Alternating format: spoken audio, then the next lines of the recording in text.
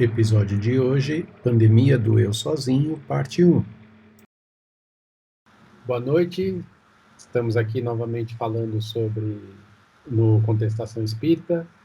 O tema de hoje é um tema bastante complicado para os dias atuais. Nós demos o nome de Pandemia do Eu Sozinho.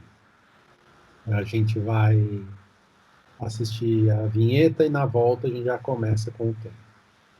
Fique por aí, clique no like, compartilhe sempre que possível, ouça a gente nas outras plataformas digitais e assim a gente vai construindo uma comunidade de bons assuntos, tá bom? Até logo.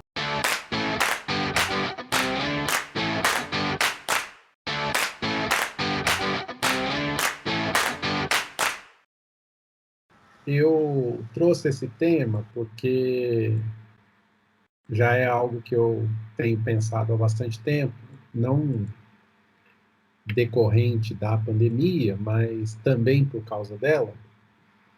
Eu venho percebendo ao longo do tempo que as pessoas estão cada vez mais sozinhas em seus próprios universos. Além disso, eu já comentei aqui algumas vezes, eu trabalho com comunicação e aí houve um período da minha vida em que eu estava atendendo algumas construtoras. E as construtoras hoje em dia, especialmente nas grandes metrópoles, elas estão fazendo casas cada vez menores. Eu já vi lançamentos de casas de 28 metros quadrados para uma família, um casal ou uma pessoa sozinha morar. Se tem lançamento de apartamento nessas condições, por exemplo, significa que tem alguém para comprar. E apesar de serem caros, na minha visão, né, desproporcionalmente caros, tem público para isso.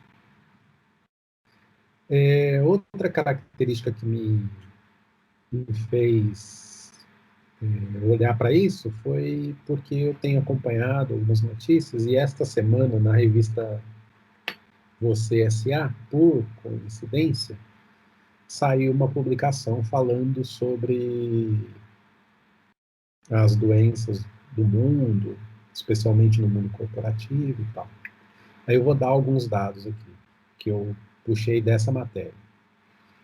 São 322 milhões de pessoas com depressão no mundo, segundo os dados da OMS. No Brasil, ano passado, 286 mil pessoas pediram afastamento por doenças mentais, afastamento do trabalho.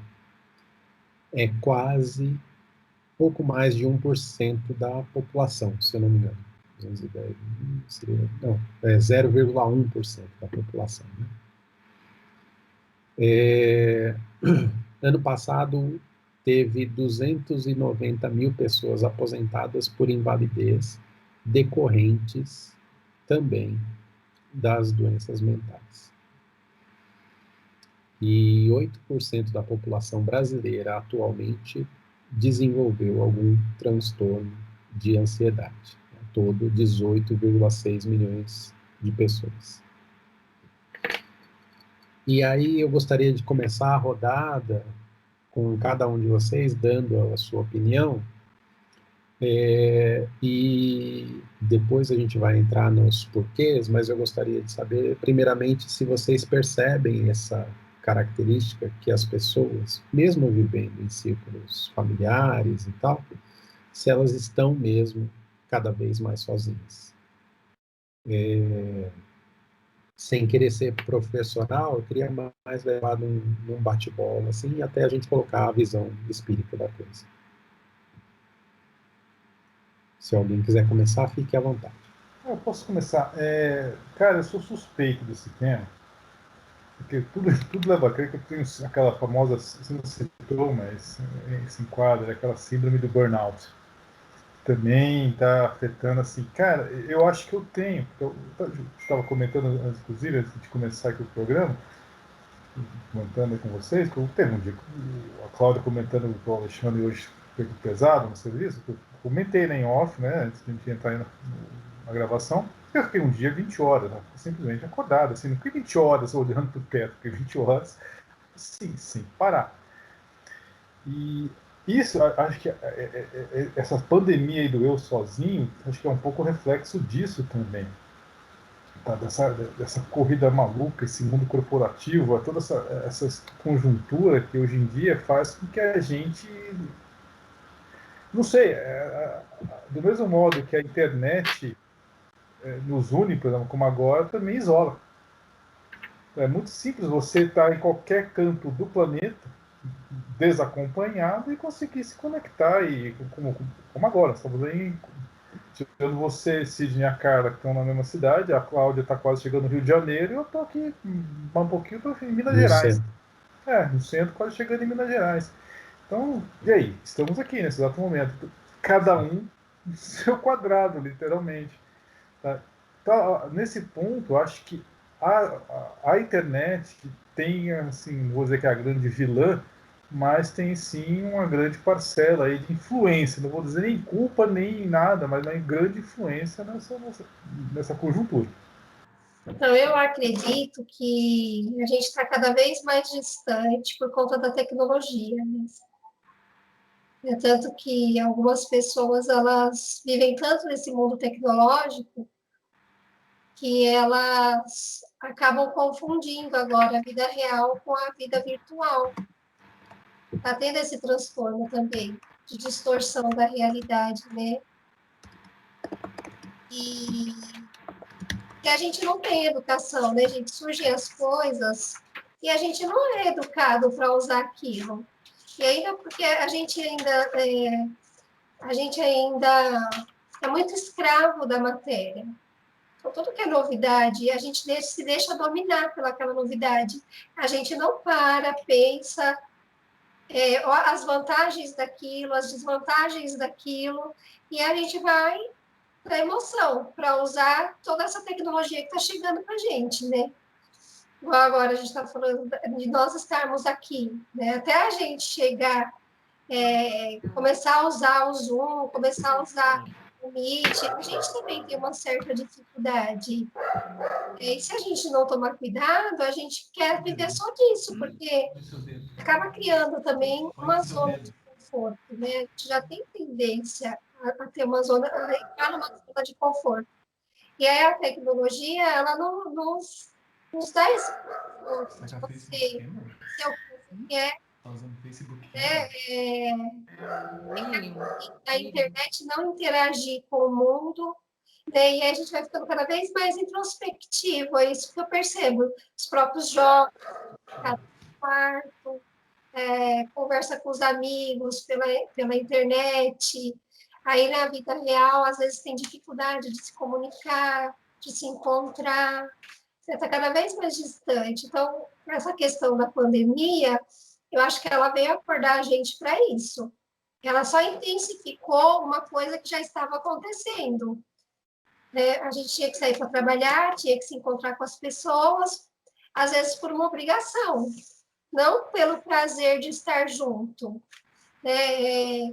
A gente vê que tem sites de relacionamento, que as pessoas colocam o que elas querem, igual a gente está falando do fake news, né? Outra vez. A gente cria isso também numa questão de personalidade. E isso é muito difícil você conviver com isso, porque a nossa realidade é outra. Então a gente vai ficando distante da gente, querendo mostrar para o mundo um personagem, uma personalidade que muitas vezes não tem. E até por falta de conhecimento, a gente acaba entrando nessa onda de querer mostrar o que agrada a todo mundo, o que alimenta o nosso ego, e as nossas reais necessidades vão ficando abafadas. Só que chega uma hora que elas vão sair, né? E aí é que cria essas doenças mentais. Porque tudo aquilo que a gente vai colocando debaixo do tapete, uma hora ele vai ser jogado para fora. Aí quando ele é jogado para fora, a gente não sabe o que faz, né? Porque a gente também não tem educação para isso.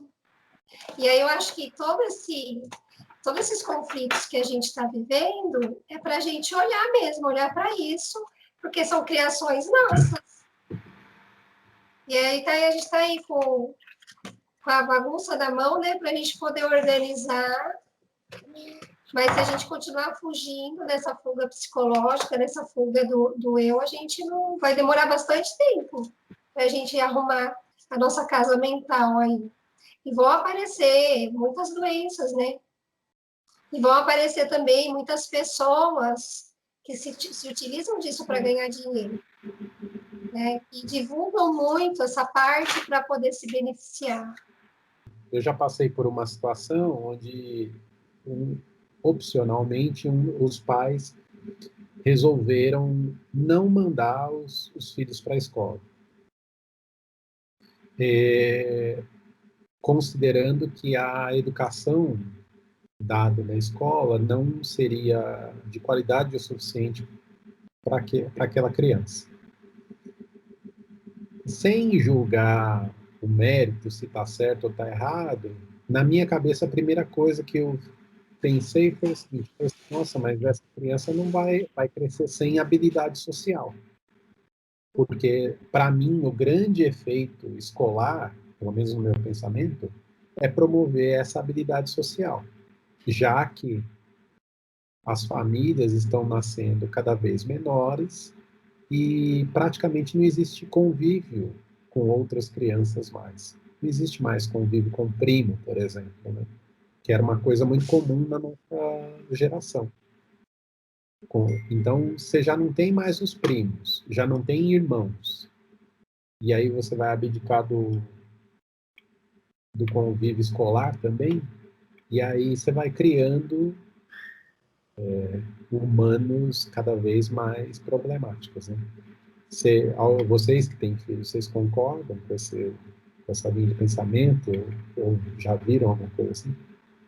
Eu nunca vi, mas eu não concordo de jeito nenhum. Não concordo porque a escola não é só habilidade acadêmica que a gente adquire ali, a gente adquire muito mais que isso, né? Então, a escola é um ambiente, primeiro que eu penso assim, eu não estou nem julgando o mérito acadêmico da coisa, que pode ser que realmente você não encontre alguma instituição que cumpra com as suas exigências, embora que, né, se você tem condições, eu acho que você tem muitas opções aí. Mas a criança, se você pegar Vygotsky, você percebe que dentro das teorias de desenvolvimento, a criança aprende com o outro. Ah, tudo bem, mas ele vai ter convívio com a família, mas é pouco, né? Você tem que ter a convivência, você tem que ter a troca, você tem que ter a interação. E isso faz a gente crescer. Eu sou uma adepta do trabalho em grupo, colaborativo, e hoje, mais do que nunca, a gente precisa disso, porque as habilidades de hoje nas empresas e no mercado de trabalho, elas estão muito além do que você pode ofertar cognitivamente.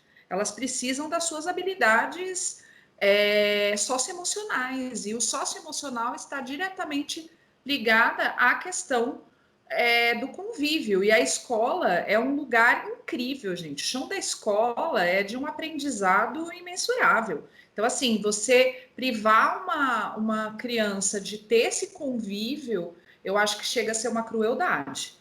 Mas eu respeito, cada um tem a sua opinião, né? Essa questão de solidão, para mim, eu não sei se vocês entraram, que eu acabei caindo, mas é difícil para mim, porque a minha casa é lotada, né? Então, assim, eu não vivo solitariamente nunca. Às vezes eu até quero ter privacidade, mas a gente não consegue, porque aqui é realmente, não, 5 pessoas, né? Isso agora na pandemia, mas a casa está sempre cheia, né? Minha casa é sempre o lugar que... Ah, que legal que a Cecília está falando isso. A minha casa é sempre o ponto de encontro, eles vêm os amigos do Felipe, vêm as amigas das meninas, então minha casa está sempre lotada.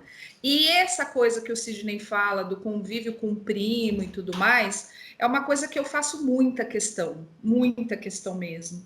Então, sempre tem, quando eu não consigo, por exemplo, os meus sobrinhos moram em Curitiba, que são mais próximos de idade dos meus, né? Porque os sobrinhos, por parte do Alexandre, já são mais velhos, mas vivem com a gente também. Mas já são mais velhos, casados ou com a vida já mais, né? Agora, os meus sobrinhos que são menores, né? Digamos assim, o Gabriel vai fazer 17, não, tem 17, e a Ana Luísa tem 13, que é a convivência das meninas, assim. A gente faz questão de estar junto em todas as férias. A gente faz questão, por exemplo, eles passam as férias aqui na minha casa comigo. Então, eles já vêm no Natal, já vêm e já fica aqui, porque a gente acha que esse é um convívio muito importante, né? Então, assim, para mim é difícil falar de solidão, mas embora que a solidão ela não seja o fato de você estar rodeado de pessoas, né? Isso não te livra do fato de se sentir solitário, né? Mas assim, aqui em casa é tudo muito intenso nesse sentido para eu chegar a sentir solidão. Depressão não, mas solidão sim. Mas, né, mas você considera isso uma exceção das pessoas que você conhece, assim, ou todas mais ou menos têm esse mesmo pensamento? Em que sentido você está falando? De dar importância à convivência familiar, social, etc.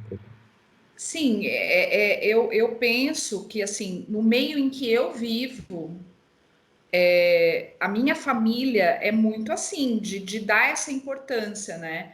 Mas assim, a gente sabe que hoje a tendência é das pessoas terem famílias menores, terem núcleos familiares, né, menores. A gente sabe exatamente por isso também que a gente, às vezes você quer que a criança conviva com o primo, mas nem tem primo da idade para conviver, né? Então é difícil isso. Diferente da nossa geração, que era uma geração de penca, né? Quem tinha 2 filhos era fora da curva, né? As famílias tinham 3, 4 filhos. Meu padrinho tem 5, né? Quer dizer, minha avó tem 2 filhos e tem 8 netos. Então, você vê que e os netos, eu sou a fora da curva, né? Eu e o meu primo mais velho, que tivemos 3. Mas porque eu era um Kinder Ovo com 2 surpresas, né? Porque eu não imaginava que eu ia ter gêmeos. Deus já sabe exatamente o que faz, porque não ia ter espaço aí para mais um de jeito maneira. Então, mas os meus primos, quem tem filho tem 1, tem 2 no máximo, né?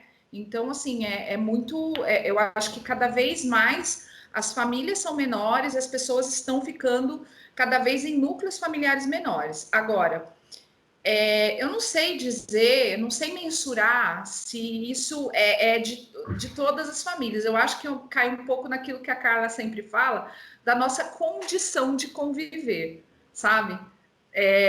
Então, assim, eu acho que é muito disso. Se você vai conviver apesar dos pesares, ou se você vai conviver com restrições. Então, fica muito mais difícil a convivência, e aí você acaba ficando mais sozinho, né? Então, tem tudo isso aí para ser levado em consideração. Fora o fato que é uma contradição em termos, né? As pessoas estão tendo cada vez menos filhos, vivendo cada vez mais isoladas, cada uma no seu núcleo, e aí quando chega na idade corporativa, de trabalhar, de desempenho, etc. e tal, aí exige que ela tenha uma habilidade social, que seja um generalista, que seja uma pessoa com habilidade social muito apurada, mas como, né? Se essa pessoa não teve essa experiência, não teve essa ênfase na vida, né? E cada vez mais só limitado. complementando isso que você está falando, são competências que são construídas. A gente até nasce, nós somos seres coletivos, Sim. né? Mas a gente desenvolve essa habilidade. Hoje em dia, a gente vê muita gente que não consegue lidar com isso. Qualquer mera contrariedade ou frustração, as pessoas xingam, esbravejam, usam de agressividade, Sai da tentam casinha. diminuir você, sabe? Então, assim, infelizmente, isso tudo.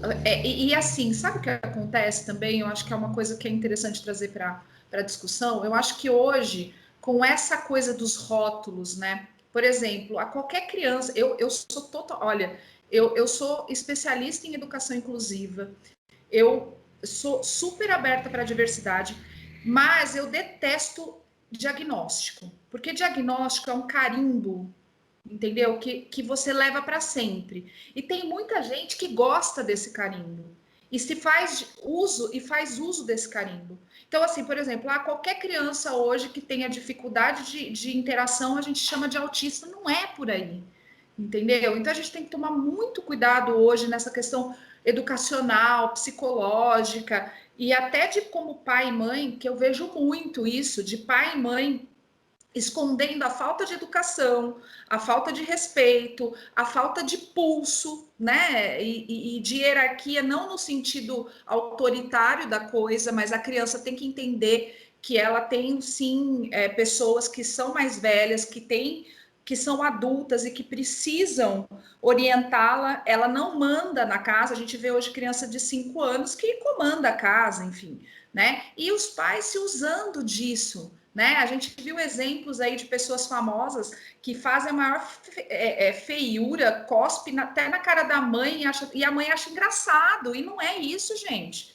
Sabe? Eu acho que a gente tem que parar de esconder até a nossa inabilidade de colocar uma educação que seja um pouco mais não é rigorosa de jeito nenhum, mas é assertiva, né? E ficar colocando rótulo. Meu filho é assim porque ele tem TDAH. Meu filho é assim porque ele é autista. E às vezes, e na grande maioria das vezes, não é isso. É falta de convivência, é falta de habilidade para lidar com conflito. É uma série de coisas que você pode resolver sem colocar um rótulo, sem medicação e sem um monte de coisa. Tem criança que fica lá dopada porque a mãe acha que tem. Eu não estou nem questionando isso, gente, porque tem casos e casos que precisa ser analisado por juntas, né, de especialistas, enfim. Mas o que eu quero dizer é assim, que as pessoas se utilizam de rótulos como desculpa, e a gente não pode ser assim. A gente tem que pensar que a gente precisa de uma sociedade melhor e a gente precisa... É aquela frase dos filhos, não é o que a sociedade pode fazer para os meus filhos, mas o que os meus filhos podem fazer para a sociedade ou para o mundo, enfim, eu não lembro muito bem o contexto, mas é isso. A gente cria filho para o mundo e não para a gente mesmo, né? Então, só essa parte que eu gostaria de falar, desculpa. Eu vou fazer uma parte aqui, não sei se a Cláudia já leu esse livro, é um livro muito bom. Eu vou colocar aqui na tela, no seu comentário, no chat, vai sair no azulzinho, que é a Síndrome do Problema, esse livro fantástico, Síndrome do Imperador, do Léo Freiman. Tá? Para quem é pai, mãe, é o famoso incontornável. Você tem que ler esse livro, cara. Não tem como você desviar desse livro. É incontornável, né? Você tem que ler, é fantástico, assim. Ele contextualiza essa questão da criação das crianças hoje. Tá? Como a Cláudia falou, assertivo, é realmente isso. Os pais têm que ter uma postura mais assertiva. Tá?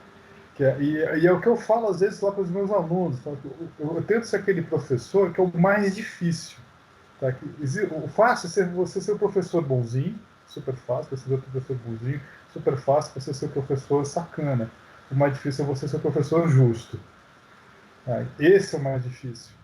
Tá? E assim, eu até brinco um pouco lá, né? Daqui a pouco, semana que vem, eu vou retornar às aulas nossas lá, né? Então eu vou fazer um spoiler aqui, entre aspas, que eu chego para os meus alunos, a Cláudia lida com adolescentes e já estou com o ensino universitário, então eu chego aqui, bom, gente, aqui, se eu não estou enganado, 100% de vocês são maiores de idade. Tem alguém aqui que é menor de idade? Ninguém se manifesta, obviamente. Ela fala, legal, né? Então, enfim, vocês chegaram a mais de 18 anos, vocês chegaram à maioridade. É legal ter mais de 18 anos, né? Pode tirar carta, legal, né? Pode comprar bebida alcoólica, legal, né? Pode ir para motel, até fala, pô, pode ir para motel, né? Legal, né? Ter mais 18 anos. Mas, cara, agora está por tua conta. Então, se tiver algum problema na disciplina, eu não quero papai nem mamãe resolvendo. Somos nós. É nós aqui, porque você já é maioridade, você vai responder pelos seus atos. Tá? Então, se vocês estão felizes com os bônus de serem maiores de idade, vocês vão arcar com os ônus também de serem maiores de idade.